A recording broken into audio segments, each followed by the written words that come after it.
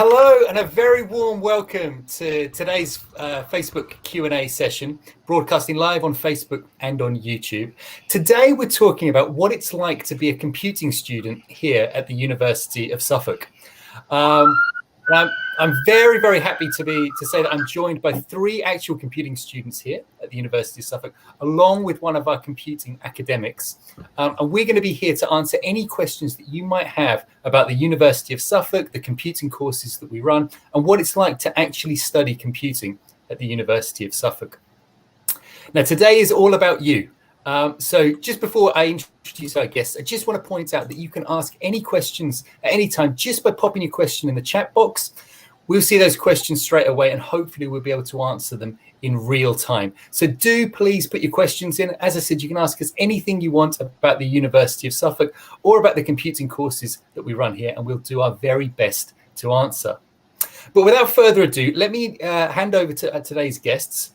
We've got three of our students and one of our academics. So I'll ask our academic to introduce himself first.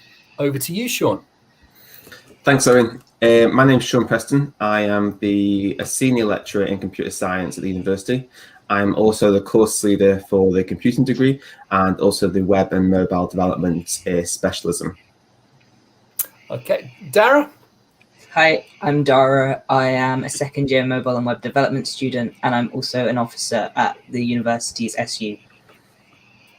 Richard? Hi, I've just finished the first year on the same course, web and mobile app development. I am a mature student, so I was a primary school teacher for 10 years before deciding to make a career change. And Max? I'm also a first year web and mobile development student. I'm also the course rep for my cohort as well. Fantastic. And I'm Owen. I'm not on the computing side at the university, but I work in the outreach and recruitment department. So although I'm not placed to answer your questions about computing, we have four experts here who are. But if you do want to ask any questions about the university in general, so anything about accommodation, about the support that's available, or about making your application to university, I'll do my very best to answer those questions. So just while we're waiting for your questions to come in, we've had a few emails earlier in the day. So we've had one question that's from David in Norwich, and he simply asks, what computer courses do the University of Suffolk offer? So Sean, could you answer that one for us? Yeah, so our computing degrees can be to some degree seen as two strands. So we have our more specialist degrees and then our more general computing degree. So we focus on the specialist degrees first. We have a degree in cybersecurity. So if you're interested in ethical hacking, making sure that systems are secure, networks are secure, but also thinking about the social risks in terms of cybersecurity. What happens if an employee shares something on social media? What happens if the physical location of the servers is insecure? Then we have our degree in web and mobile development, which is the course that I lead. And that looks at how to build web and mobile applications. So we start from the ground up looking at things like HTML, CSS, JavaScript. We move into things like React and different JavaScript frameworks. The students build mobile applications for a wide range of different organizations and different industries. And alongside the web and mobile development topics that are taught, you also get taught computer programming and other sort of related computing topics, databases, etc. The third degree that we have, our specialist degree, is our data science and artificial intelligence degree. Now more than ever, we really appreciate and understand the importance of data, and we're generating more and more data every single minute. And the data science and artificial intelligence degree shows you how to use massive data sets. We're talking millions and millions of records, and how to interpret that into statistics, into findings, but also to use it to predict future trends and future discoveries. Then we have our other two specialist degrees in software engineering and network engineering. So software engineering focuses on building software systems. It contains a little bit of web, but mainly looking at software systems, programming, etc. And then finally, our network engineering degree, which looks at not only sort of Wi-Fi within a workplace or within the office or even at home, I suppose, but also looking at things like 4G, 5G, and further beyond. So they are a kind of specialist degrees. And then alongside those degrees is our core computing degree. And the computing degree doesn't really offer any additional modules. What it does, though, is it allows students to actually pick and choose modules from the other specialist degrees to create their own degree. So if you're really interested in web and mobile or web development and maybe cybersecurity, you can't really do both of them very well with our specialist degrees. What you can do is actually choose web modules and cybersecurity modules and create a computing degree that's for your specific interests and your career goals. It's also really good for students that don't quite know where they want to go yet in terms of their long-term career goals. A lot of our students come to us with A-levels in computing, BTECs in computing, and they've to ask them at that point to specialize in web and mobile cybersecurity is quite a big ask sometimes. And therefore, actually, it makes more sense to choose the computing degree where you can, throughout the 3 years, really learn where you want to focus your specialization in, and then obviously your career beyond that. So if you really are, you're sitting there at home, you're at college, and you're really enjoying cybersecurity, then by all means choose our cybersecurity degree. But if you're not quite sure yet, the computing degree offers this additional option that's more flexible, really. That's a really good option, I think, that they offer at the university. Because I imagine, particularly students who are coming straight from college or sixth form, there will be a lot of students who are just interested in computer science or computing in general. So yeah, that's really good that they can taste, have a taste of different areas and specialize after they've started. Yeah, and I think it's also because of the first year, the way that it's structured, they basically get to choose or to taste a bit of everything. So they'll do a bit of data science, a bit of web, a bit of programming, a bit of networking, and then you don't choose the second year options until you've completed the first year. So we don't expect you to choose all 3 years worth of options before you've even started, because there'd be no point in creating this really flexible degree else. So you only choose that year's options at the start of the year. So the hope is that you kind of form a pyramid throughout the degree where you're becoming more and more focused on something, whether it be cybersecurity, web, data science, etc. Fantastic. Okay, so I can see we have had some questions come in. So questions, I guess these are specifically for our students here. So Natasha asks, do you feel like you're progressing towards a clear career path? So I guess thinking about careers and what you might do after you've finished your degree here. So Dara, if I throw this one over to you first, what do you think? Do you know what you're going to do after you've got a clear career path? So yeah, there's a really, I really want to go into web development on the front end, because I really enjoy the design and knowing that I can produce something that a person looks at. I'm probably going to start off freelance and then hopefully join a company a bit later on just to get a pension. And then and it gives me, freelance gives me the opportunity to continue my work that I'm doing on the SU side, because I do really like the activism that I'm doing. So it gives a good flexibility, but there is definitely clear skills I have that I can take forward into the world of work. Just before I throw that over to Richard Max, do you mind if I pick you up on something there, Dara? Obviously, becoming a freelancer has, there is specific skills that you would need to be a freelancer in any form. Do you feel that you've got the course that you're doing now prepares you for life before you go on to get your pension salary job to actually go out there and be a freelancer in the wide world? Yeah, I definitely think we do. In our third year, we have a module that's like dedicated to working with an outside company that gives us a brief. But throughout, we've had our assignments are brief based, so we're very used to taking what we like our specification and then creating something from that. And that's really really beneficial. And I know it's a skill that you need in freelance. You need to be able to take someone else's ideas and make that into what they want to see. Oh, that's excellent. You sound like you'll be well prepared for the world of freelancing. Richard, do you mind if I come to you and ask you about your ideas about career progression and your career path? My answer, I think, is that it's not exactly the clearest career path, in the sense that you have to follow a direct signposted track. That actually you have a huge variety of skills that you've learned, that you will have learnt by the end of the course, or by the end of each year, by the end of each module, that gives you a range of options to go in a variety of directions. So although obviously the course is tailored towards web development and mobile app development, the skills that are covered are compatible with a BSc in computing.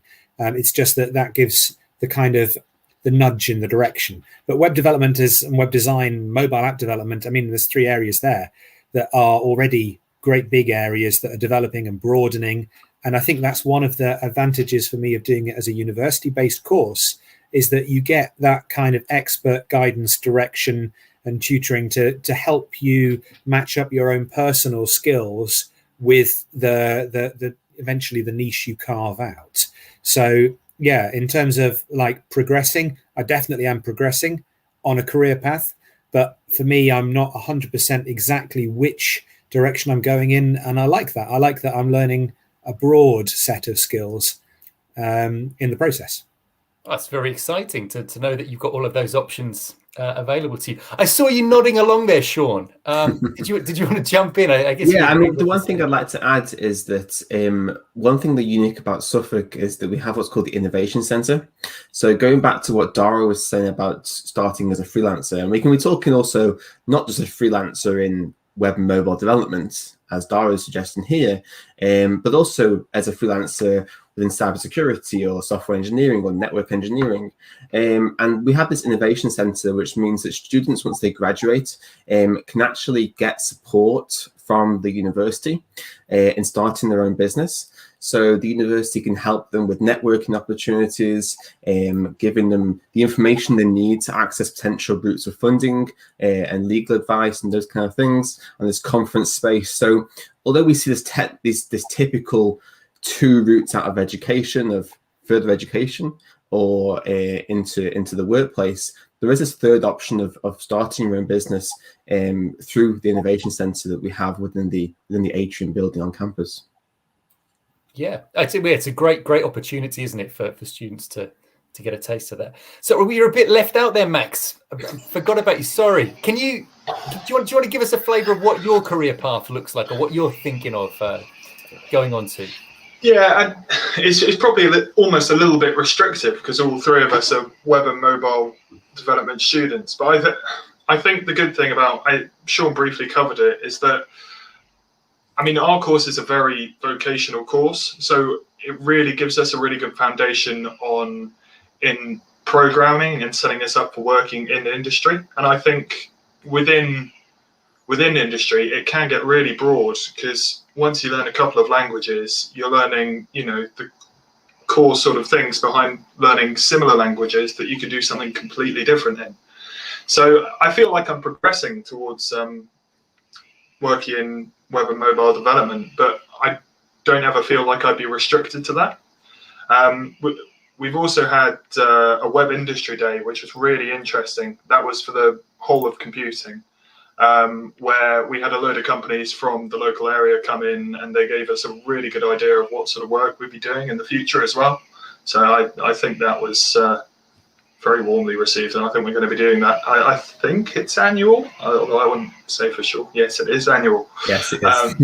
But yeah, so I definitely feel like I'm progressing, for sure. Oh, that's great! It's great to hear. Fantastic to hear. And I can see we've just got a flood of questions coming in. So Laura and Patsy, if you don't mind, I will get back to your questions, I promise. But Limon has asked a question I think is quite pertinent, particularly to computing, saying, I want to know how many specific campuses are over there at the University of Suffolk, and what's the advantage of studying here? So perhaps if I can split this in half, maybe Sean, if I can ask you about the campuses, because I know the computing is in quite a specific place there. Then I'll come to our students to ask about the advantages. Yeah, so a large proportion of the teaching is based at what's called our Ipswich campus, which I suppose to some degree some people will see as being in two halves. We have the building, the facilities on the waterfront, which is a really nice area. There's bars, there's restaurants, the marina. Where we teach computing is actually in the building behind, called the atrium, and that includes all our specialist computing labs. It includes the innovation center, cafe, etc. It also includes communal space for students. So there's space, for example, for students to play video games together, play board games together, to work on projects. There's an ideas room, so you can grab a pen and draw on the walls and all those kind of things. In addition to what we have at the Ipswich campus, we also have our new Digitech Centre, and that's based at what's called Adastral Park. Adastral Park is around a 15-minute bus journey away and includes all our specialist cybersecurity ranges and data science suites. So depending on what course you do, depends on whether some of your modules might be at Adastral Park at a Digitech Centre. But if there is, we would never schedule you to be on the Ipswich campus and the Adastral Park campus the same day. And you can get a bus from outside of the Ipswich campus directly to Adastral Park. But also at Adastral Park, there's around 150 tech startup companies, as well as BT's innovation centres, which are really cool to go and look at. And Owen, you've seen them, and they have sort of holograms and things like that. So yeah, so it's mainly those two campuses, Ipswich and over at the Digitech Centre. Yeah, I mean it's an amazing facility, isn't it? And the fact that the students get to use that where they're doing such incredible work over there is incredible. So over to our students then. I mean, Limon asks, what are the advantages of studying here? I mean, we could probably combine that with Patsy's question of what was it that attracted you to study computing at Suffolk. So maybe if you could give us an idea of what attracted you to Suffolk in the first place, and then how you've actually found it. What are the advantages of studying here? And Max, maybe if we could start with you this time, if you could tell us about your experience. Yeah, I mean, what attracted me specifically to Suffolk was from sort of my application, I was made to feel like a person as opposed to another number of the university. It was really, Sean was the person who responded to my application, and he emailed me back, said, I really like your application, and we had a chat over Skype and sort of, gave it a better grounding as opposed to being, these are my results, this is what I've done, maybe you'll accept me. I mean, I applied to sort of Essex and UEA as well, and I didn't hear anything back for months, and then I got an automated email. It is very off-putting. And how I found it, I mean, I've found it brilliant because we have a really small course, and I know, all my lecturers know me on a first-name basis. I know all my lecturers on a first-name basis. And, even during coronavirus, it's been really easy to keep in contact with people and keep in contact with lecturers and get that extra support because you're not just a number. Yeah, I mean that's a thing we hear from students all the time as one of the top reasons for studying with us here is that personal touch, and the fact that you are treated, as an equal, and you have that relationship from day one with the people at the university. So I'm glad you've had that experience as well, Max. Richard, could I ask you what attracted you to the University of Suffolk and how you found it here as well? Well, I've lived in Ipswich for a while, so I was aware of the university as a building, as a site for a while, and I've watched it grow from being a small campus into being, a bigger university than it ever has been before. But nonetheless, like Max says, still small, and that's a real benefit because, I went to university about 15 years ago, where I was one of 400 on my course. Whereas at the moment, the numbers are much, much smaller, and that is a real benefit. It's a real benefit because for me, it's not just about the grades that I get. It's about like I spoke about before, it's about the kind of the mentoring, the guidance, the direction, I don't have a clear, defined picture of exactly where I want to be in 5 years. So I'm going to be looking at different people's input. So having all the course tutors and mentors and leaders and such giving the information to me to enable me to make these decisions. And that I've got a family, so I want to make sure that I can help, fulfill my responsibilities to my family. So making sure that I stayed in the local area was very important to me. And computing is one of the areas where the University of Suffolk is incredibly strong. So, I mean, there's some excellent courses in other areas, I'm sure, but the University of Suffolk has, was, in many ways was founded to enable, computing to be taught in this area really well. I'm not entirely sure that's completely true, but that's what it seemed to me anyway. But so making sure that I was at a university that specialized in the subject that happened to be on my doorstep, it was a no-brainer for me. Wonderful. I'm sure some of our viewers today will want to tap into your local knowledge a little bit later with some of the questions there, Richard. Dara, just before I come over to you, I just wanted to quickly answer one of Limon's questions there. So the University of Suffolk is located in Ipswich. Ipswich is the name of the town where the campus would be. If you're coming to study with us, this is probably where you would live.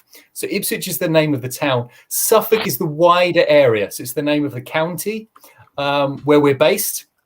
We do have smaller campuses in other parts of Suffolk, but when you're coming to the University of Suffolk to study computing on a computing course, you would be in Ipswich. Ipswich is the name of the town that you would be studying at. Okay, Dara, over to you. Can you give us a quick description of what you thought of Suffolk and what you think of it now? So I kind of came in through a slightly non-traditional route. So I was more creative. But when I was looking for universities, I was looking specifically for web stuff. I didn't really want to do like more general computing. So I found some universities that did that. They were all quite small, which was great for me.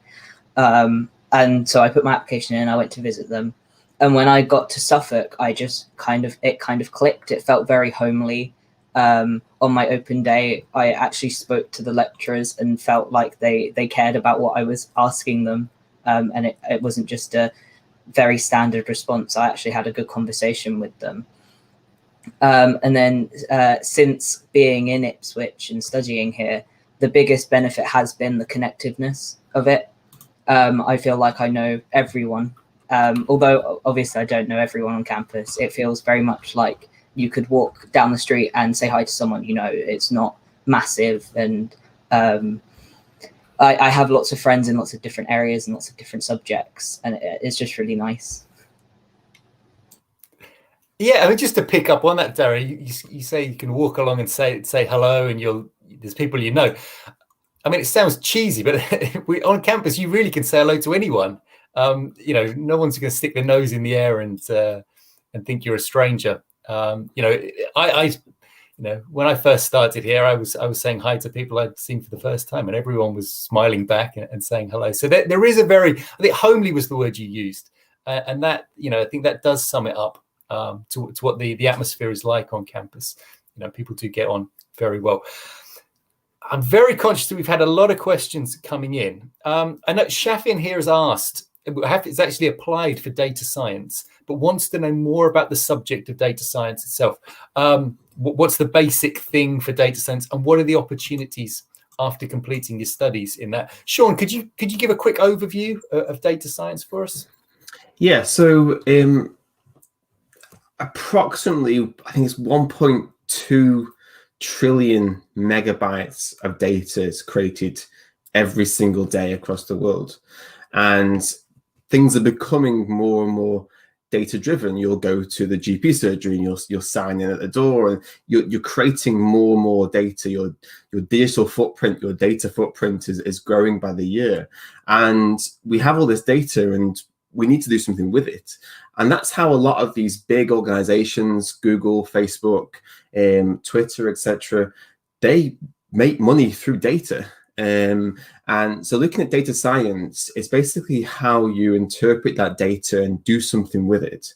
So it could be that you're looking at a data set and finding that, okay, houses in this area are more expensive because they have more bedrooms, maybe they're closer to schools and those kind of things. But actually also looking ahead in time and looking at actually, if a school's built in this area, will it increase the price of properties? It's a very simple and probably not the most fun example, but you can look beyond that and look at things like, if we think about COVID-19, the pandemic, a lot of those decisions that the nations have made has been purely based on data and statistics.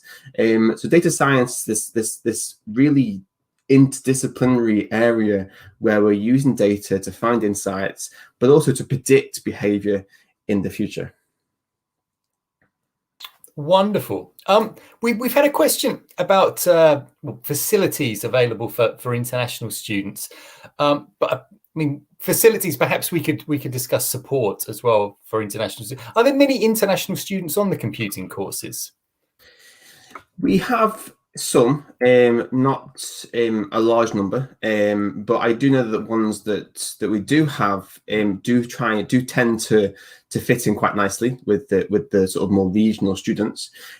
Also, I'm aware of there being international student societies where they do international cuisine, where they take it in turns. Dara's nodding, so you might know more than me. But I know that they take it in turns in making dishes from their home country and those kind of things. So I think there aren't a huge amount, but we definitely do have a growing number of international students. And the facilities that we have and the way that the students integrate with the sort of regional local students, you can see is really well, and you'll see them playing the video games and the board games, etc., in the communal areas. Dara, do you want to mention just briefly, you seem to be nodding your head about the cuisine society thing? Yeah, so the SU at the moment is looking at how to best represent international students on campus, and I'm pretty sure we have a society. If not, it's in the process of being set up.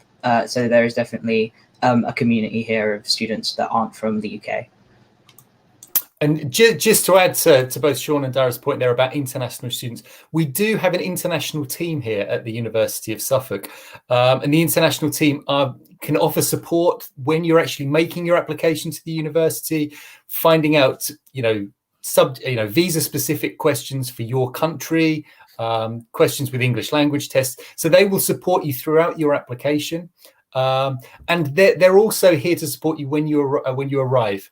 So they'll do things like arrange to pick you up from the airport, make sure you're settling in your first week, putting you in touch with other students who might be able to help. So we do have a very big supportive network for international students here at the university.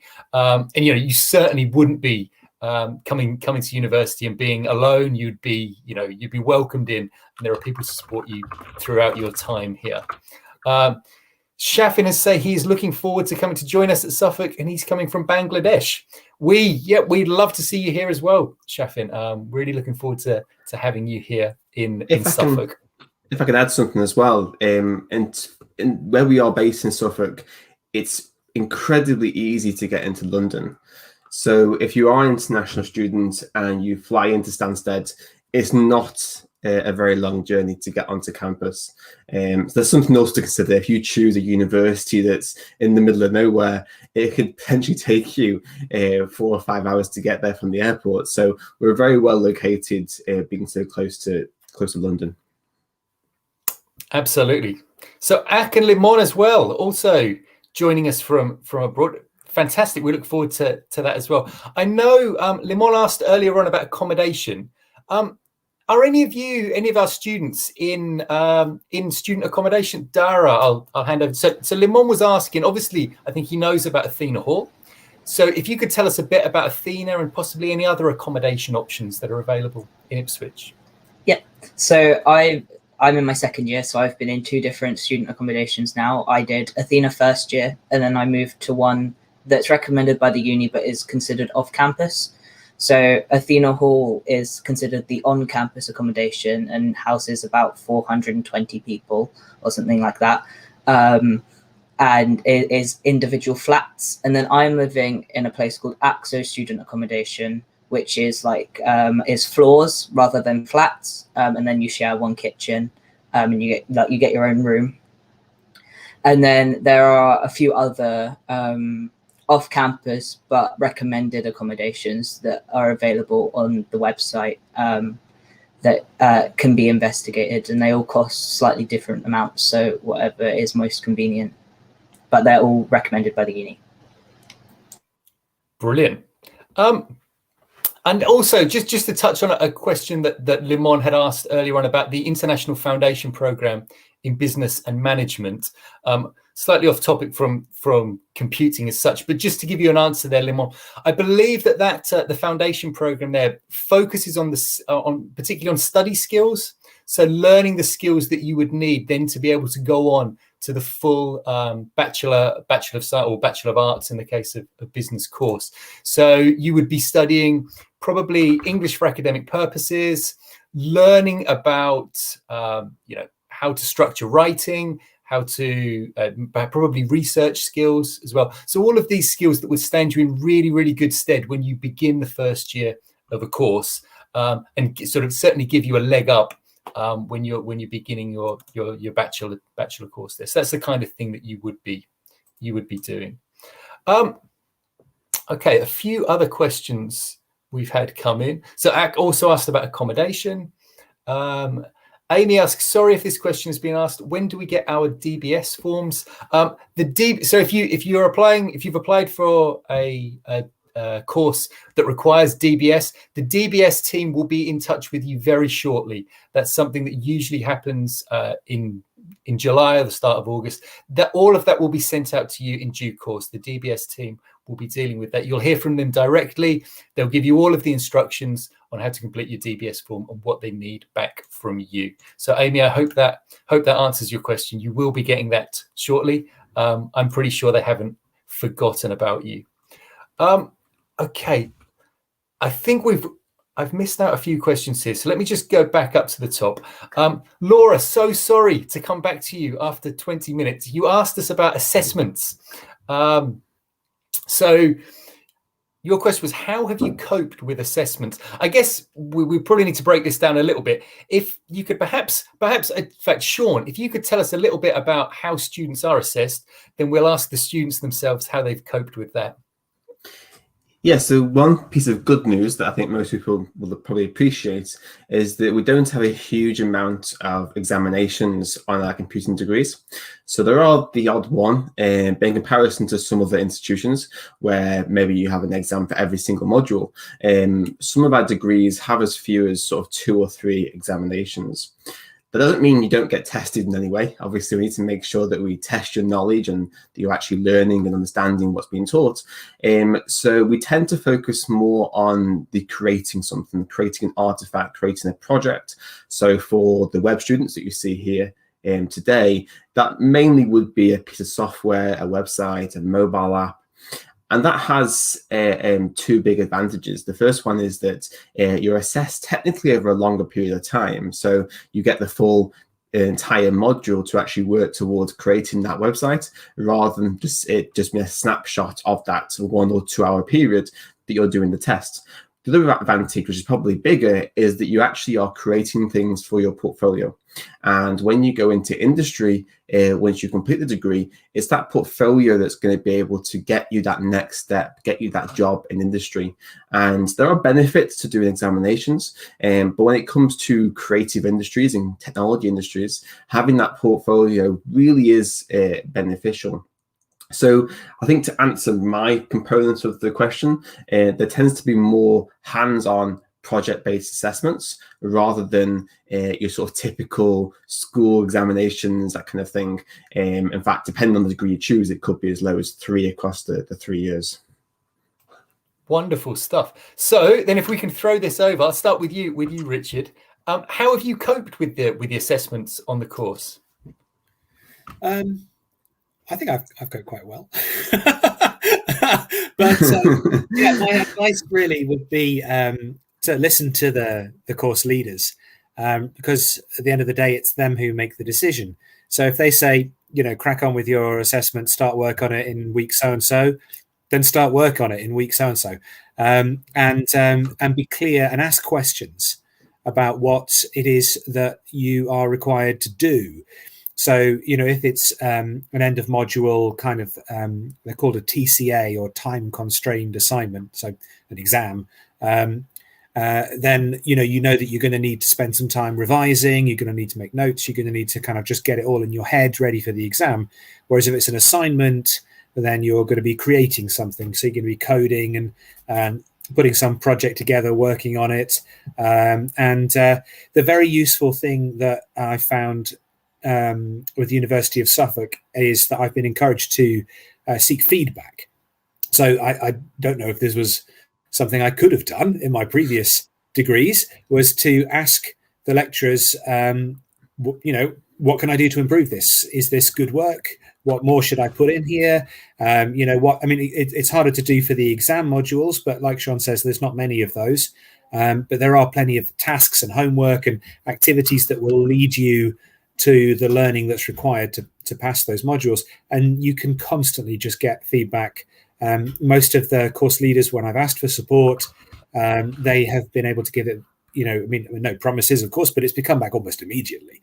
And so much feedback that you can work through their checklists and get that guidance and support, because a small course means that each person gets a bigger bite of the cherry, so to speak, in terms of that guidance and direction. So just listening to the lecturers and putting in the hours and not leaving things to the last minute, just kind of following the program, really, I suppose, is how it works. If I could jump in there, Rich's definitely right. So we have what's called summative and formative feedback. So the summative feedback is the feedback that you get once you've actually submitted it. Okay, assuming you've not failed, you can't really do anything about it at that point. You've got the grade that you've got, and hopefully the feedback will actually inform future assessments. The formative feedback is feedback that you get during the module. So as Richard mentioned, if you're creating a website, a piece of software, or a network, you'll get formative feedback from the tutor throughout the course of the module in preparation for that summative assessment. So there's a lot of feedback that comes into that cycle, and it's really then about students making use of that feedback, not only for the assessment they're currently doing, but also for their future assessments. And you'll see the complexity of assignments increase throughout the year. So we won't just chuck you in deep end in the very first year. You'll start to learn about how to write assignments for university, etc. And then you'll be introduced to that those concepts in a manner that doesn't overly sort of stress you out right from the beginning, and you'll learn how to complete assessments for university in a supportive environment. Wonderful. That support sounds invaluable, really, on a course like that, I guess. I'm sure we'll come to support later on. In fact, it's something that our students really, that the people often ask about. Just before I jump back to a question about the course, Ak has asked a couple of questions here that I'll try and answer quickly. So how many days does it take for issuing a CAS letter? It really can depend on the country, on the course you're applying for, and the process itself. If you are waiting for a CAS letter from the University of Suffolk, the admissions team are the people that you probably need to speak to there, Ak. So I'm sure you've got their details, but admissions@uos.ac.uk, they're the people that can update you with CAS. And just on sports facilities, on our campus itself, we've got a gym on campus, from the Borough Council. We're also right next to goals, which have indoor facilities from badminton, basketball, etc. Six-a-side football right there next door. We have a number of sports teams through the university that compete in regional competition. So particularly in football, with men's and women's football. And of course, there's the swimming pool in town, which is used by a lot of our students. So there are sports facilities available to students here at the University of Suffolk. Terry, I'm sorry I didn't get to your question earlier. You asked us about, where are we? About theory and practice. So how much of the course is theory and how much of it is actually practice? Maybe if I can ask one of the students this. Max, could you pick up on this? Yeah, so I think it's a really good balance. A lot of how the material is approached by the lecturers is that you'll go through the theory of it, then you'll start to implement it with the lecturer on like a very sort of strict example, and then you'll be asked to implement it with your own version of it. So there's a really progressional approach to how you learn what you're learning on the course. There are a couple of modules where they are very heavily theory based, but I had 6 modules throughout this year, and I would say 2 were strictly theory. Well, 1 was strictly theory, and then 1 had small elements of practical things in it as well. So it's one of the reasons I really enjoy the course, is that it does feel very vocational. It feels very hands-on, and it feels like I'm actually practicing what I'm going to be doing later on. Oh, it's the hands-on aspect. I think is probably what everyone was hoping to hear. So that's great. Sean, is that the case? Yeah, definitely. I think Max got it definitely right. Obviously, some modules are going to be more theoretical than others. So if we look at a module like Foundations of Management, where you're being taught of how to work within a technology organization, it's going to be more theoretical in comparison to Introduction to Programming, where you're being taught to program a piece of software. One thing that does differentiate us from many other universities is that in how we structure our timetables. So a lot of other universities, they split the occurrences of each module. So if we said that each module is allocated 3 hours, a lot of universities will split that into 1 hour and 2 hours.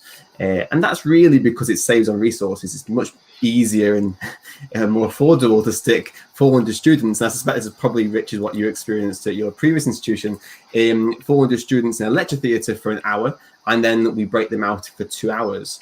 In computing, what we do is we don't tend to use lecture theatres very often. And instead, what we will do is we'll have students in the classroom for the full 3 hour period. And that gives us some additional flexibility, because it means that we can, as Max said, we can go into the theory of a topic for 15, 20 minutes, and then you can break away to actually do some activities, try it yourself, and then we can come back together to do a group activity or some more theory. So it's much more flexible. And the second advantage is that it means that often your timetable is much more condensed. So a lot of our students tend to be in university for only 1.5 days a week. Now, with the computing degree, it depends obviously which modules you choose. But for the other degrees, we try and aim to timetable it so that you're in only 1.5 days a week. And that means that our students can very easily complete other work outside of their studies, even as a full-time student, whether that be working in a shop or hopefully something a bit more focused towards their qualifications, and a freelance web developer, for example, which many of our students do in the web and mobile development degree, or even just an opportunity to actually work on projects in your own time, extracurricular activities and those kind of things. Fantastic, fantastic. Just a reminder to everyone, do keep those questions coming in. It's great to see how many questions we've had, and we'll do our very best to answer everything that you do ask us. Today's session will be made available on the University of Suffolk's Facebook page and on the YouTube channel after we finish. So you'll be able to go back if you've missed anything that we were talking about at the beginning. So you can go back and scroll through and listen to the questions that were asked earlier on. We have had a question from Ak about how many courses we provide. Ak, Sean went into quite a lot of detail with this at the very beginning of today's talk. But Sean, if you could very, very quickly just sort of reel them off again to let people know. And then, if you want to hear a little bit more, you can probably go back after today's session. So if we focus on computing courses, the short answer is 7. The long answer is we have a number of specialist degrees, and that's cybersecurity, web and mobile development, software engineering, data science and artificial intelligence. We also have our computing degree, which is our more flexible option. So students are able to pick and choose modules from the other specialist degrees to create their own degree. So you could create a degree, for example, that combines cybersecurity and web development. In addition to that, we also have our MSc in Data Science and Artificial Intelligence, which is currently our only master's level qualification, and hopefully more of those will come over the course of the next few years. Wonderful, thank you, Sean. And again, if you do want to go back at the very beginning of today's session, Sean went through all of the courses, the computing courses that we offer in a lot more detail. So do go back and check that out.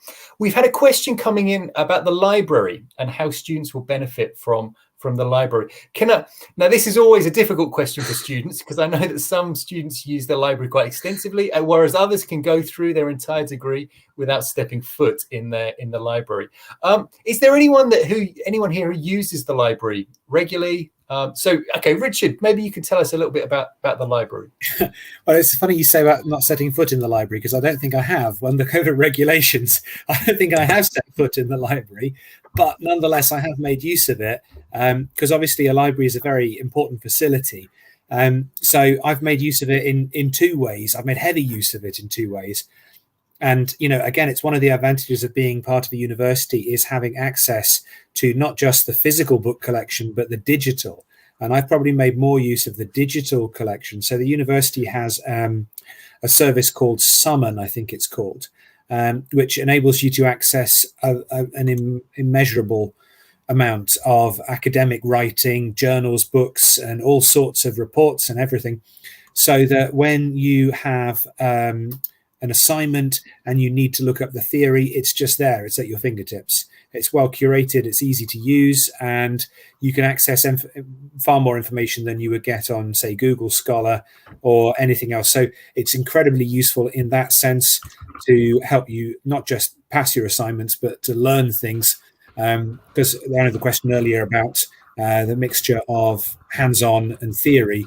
I mean, and I echo what Max said. I think they've got the balance perfectly right, that we learn plenty of hands-on skills we can use in the workplace, but we also learn the theory, which is why do we do things this way, and why is it not another way, and why is this code the one that to use, and why has it been developed in that way, and why do you use it, so that you can then adapt to changes as they come and understand the changes as they develop within technology. But the second way that I've made use is obviously, I haven't been able to go and browse for books, but I've been able to search for books online using the Summon service, and then physically check the books out. So I've had some great big heavy books that I've collected in brown paper, secure COVID-proof packages, and taken home and browsed at my leisure and read through and used again and referenced in reports and read in the evenings.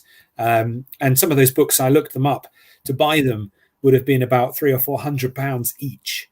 So having access to a university where you can just check these books out and look at them and take them back and use them, and when you wouldn't do that. You wouldn't do that without having access to a university library. So it's to answer the question that came in, it's really useful if you can find the time to go and collect the books. And I mean, I don't think you could do so well in an exam without making good use of the library. It's a brilliant resource.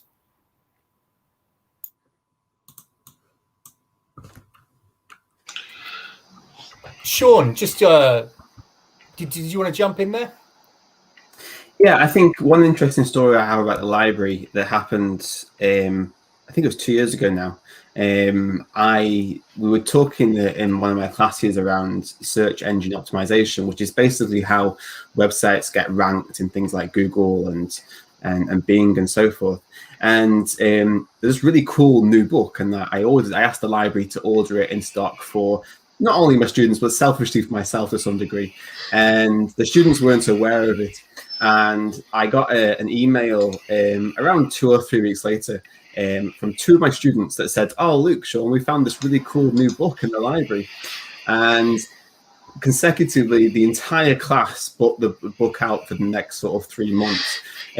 So although I requested the book, I didn't get to read it until after all the students had read it. But it really puts it into perspective. This is an equal access system. Do you know what I mean? The students were able to get it before I could, and the university was able to order the book and have it in stock within a matter of weeks. And students can actually go to their sort of course reps, and they can request in the library to put books related to their topic area, or also through the lecturers as well. And every single year, lecturers have to send the library a fresh copy or fresh list of all the reading material for that course, so that the library can order them ready for the next academic year. So to students, what I would say is probably to hold off buying books, because you will find in most cases that actually you can access the books within the library facilities at the university. Yeah, a very good tip that, Sean. You save a lot of money that way. Yeah, library and learning services. We'll put the link in the chat box there. Definitely worth checking out what library and learning services can offer. It's not just the books and the academic material. They also offer workshops and classes on study skills, which when you first start in university, again, can be a big plus. So a couple of other questions that have come in. Brian asks, does UOS offer a PhD in education? Is it possible for overseas students to attend classes via online? So we do offer PhDs. You can do a PhD in education.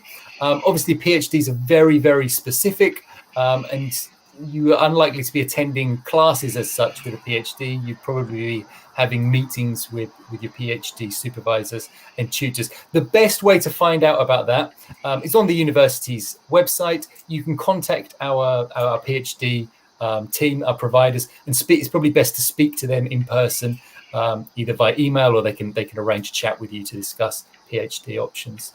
Ak asks, is the campus open? Are you taking classes via online? Most of the classes have finished now, but the campus is open for students, and students are able to come on to campus. So as of September, we are hoping that we'll be able to do the vast majority of our classes on campus, and everyone will be able to attend. So that's good. Ben, Library and Learning Services, great team, help me out, no end. That's wonderful, Ben. Wonderful news. We will we'll pass your comment on to the Library and Learning Services team. I'm sure they'll be very happy to hear that. Just to let you know, we've got about 10 minutes left. So if there is a question that you're sitting on, if there's something that you really want to know but haven't asked yet, now is the time to ask it. We've got 10 minutes left. We will try to answer all of the questions that we get in.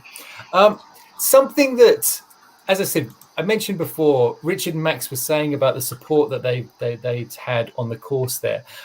We do hear that a lot from students. I just wanted to ask if you, Dara, do you feel supported by not only the staff on your course, but by the university in general? Is that something that you would say?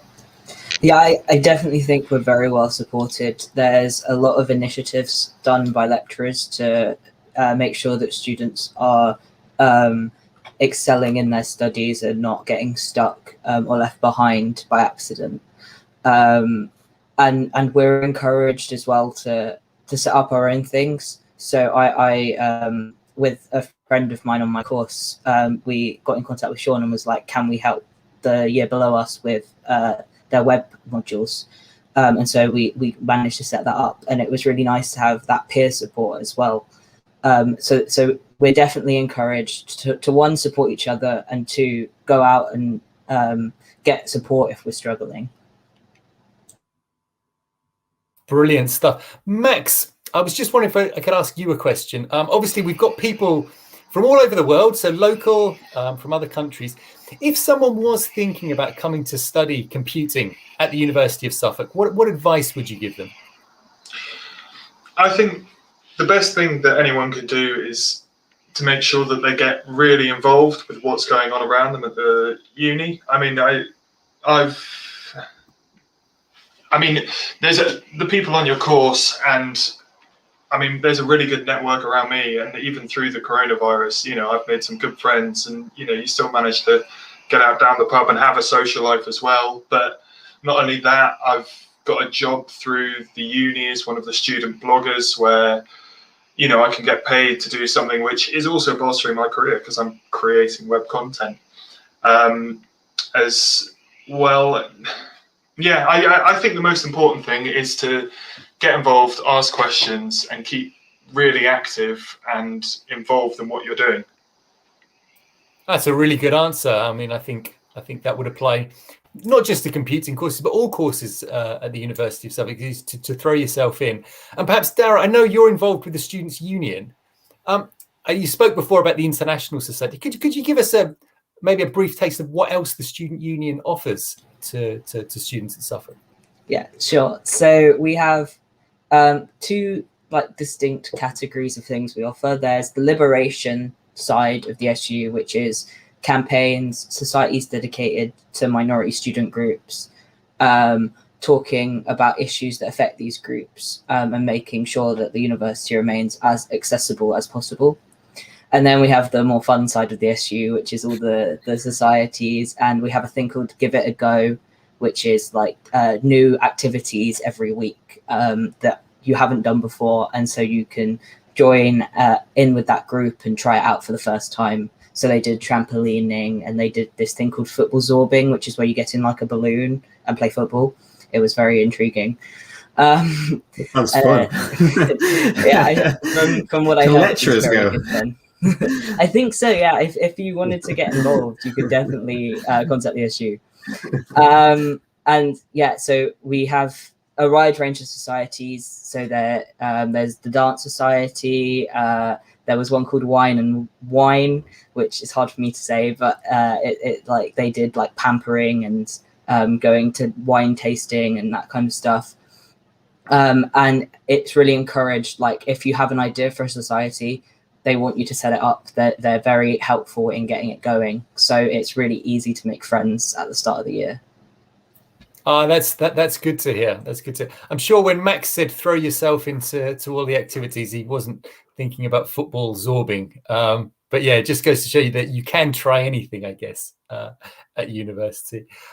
Tim is here. Hi, Tim. Thank you for joining us. We are coming towards the end of the session, but just a reminder, we will make the entire hour available as a video on Facebook and on YouTube on the University of Suffolk channel, so you can go back and scroll through what we've been discussing today. I think as a final question for all of our students, it might be nice to ask what you found the most enjoyable, or perhaps what's the most valuable thing about your course so far. And we'll pretend that Sean's not here, and you don't have to necessarily say Sean. But what have you generally found most enjoyable or valuable? If we start with you, Richard. I think my most, going back to what Max said about throwing yourself in, my most enjoyable moment was when we did a very socially distanced Christmas Secret Santa.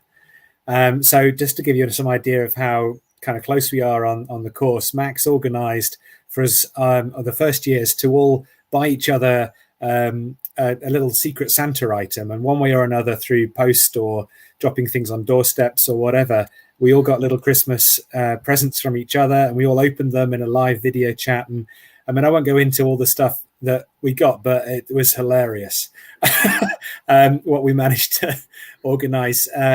But normally, I think the Christmas social is more pizza and video games. So I'm looking forward to that this coming year. I mean, the value of this course is hard to sum up in a sentence or two. I'm really appreciating having a greater understanding of the web, computers, coding, all these things that people talk about being valuable skills that I'm learning now as part of the university.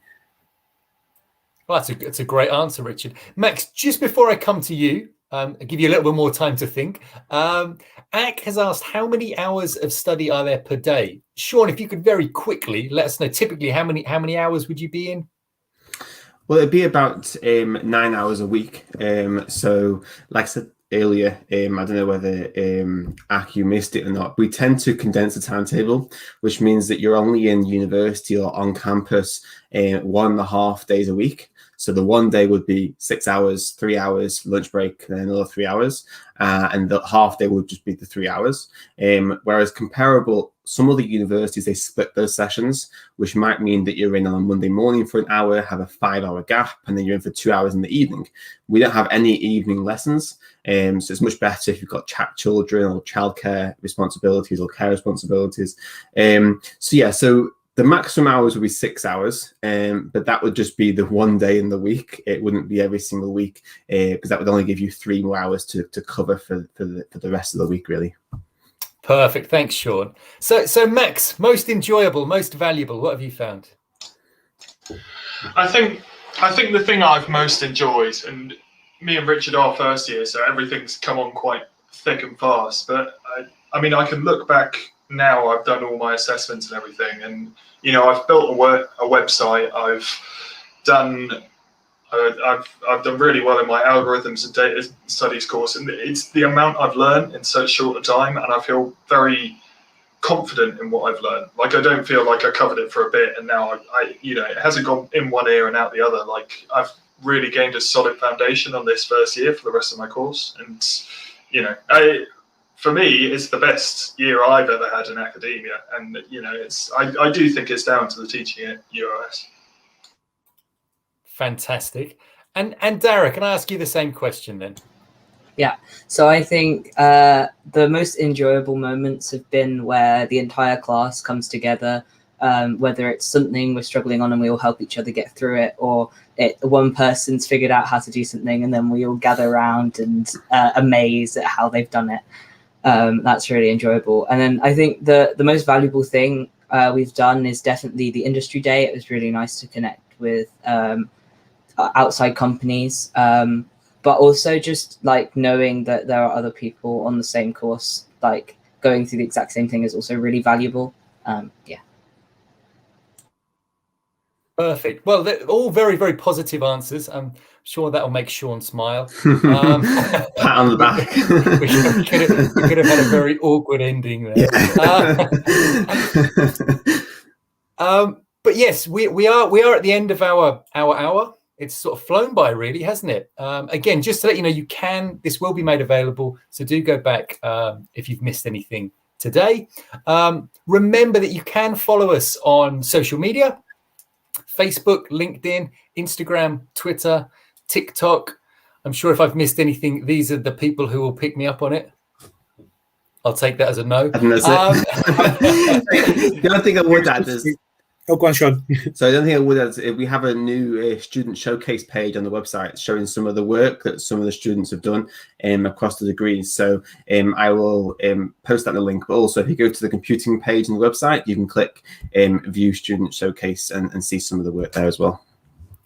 And on that page as well, the course page, I think there's a link to the Unibuddy service. So if you have questions about what it's like to be a student on the course, you can ask questions not just for this course, but for all sorts of courses.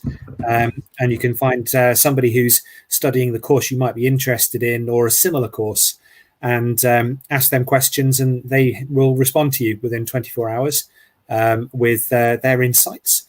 So if you've got questions, then the Unibuddy service is there as well. That's a really good point, Richard. Thanks for bringing that up.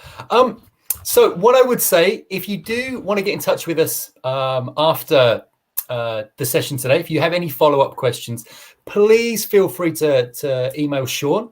I think we're going to get Sean's email put into the chat box now. Sean, do you just want to read it out, just in case anyone? Yeah, that's fine. It's Sean. It's SEAN.Preston, PRESTON @uos.ac.uk. I can see Natasha's put it into the chat for us. So if you do have any questions at all about any of the computing courses here at the University of Suffolk, do feel free to email Sean. He loves being pestered, and as you heard before, he's the first person to reply. So he does get back to prospective students. So you've got that point of contact there straight away. Thank you ever so much to all of you out there who posted questions today. Without your questions, our job is an awful lot harder. So thank you for putting those questions in. Really great questions that we had. We hope we've been able to answer all of them fully. A huge thank you to our students who've come along today. So thank you, Dara, Richard, and Max. It's always great to hear the experiences of current students at the University of Suffolk and get a real insight into what it's like to study on the courses here. Big thank you to you, Sean, for giving so much insight into the computing courses. And for everyone out there, enjoy the rest of your evening. Bye-bye.